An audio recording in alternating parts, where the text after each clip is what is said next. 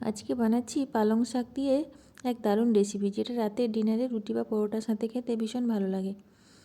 তো আজকে বানাচ্ছি আমি পালং চিকেন রেসিপি। তো চলো শুরু করি। প্রথমে আমি এখানে 500 গ্রাম চিকেন নিয়ে নিয়েছি।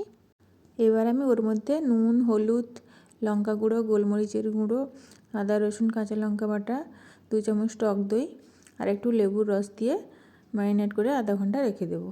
এরপর কিছুটা পালং শাক নিয়ে গরম জলে একটু ভাপিয়ে নেব।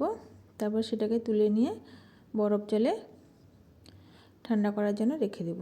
এই ঠান্ডা জলে রেখে দিলে পালং শাকের সবুজ রঙটা খুব ভালো থাকে।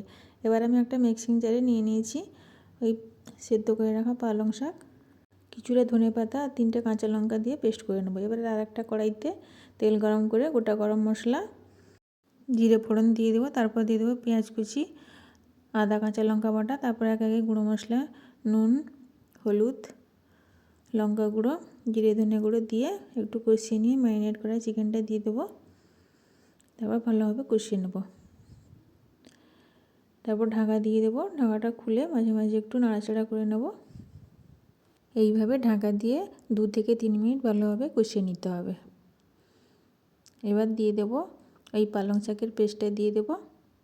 তারপর আবারও 2 মিনিট মতো কষিয়ে নেব। এবার আমি অল্প জল দিয়ে দেব। তারপর দিয়ে দেব হাফ চামচ মতো মেথি পাতাকে ভেজে গুঁড়ো করে দিয়ে দেব।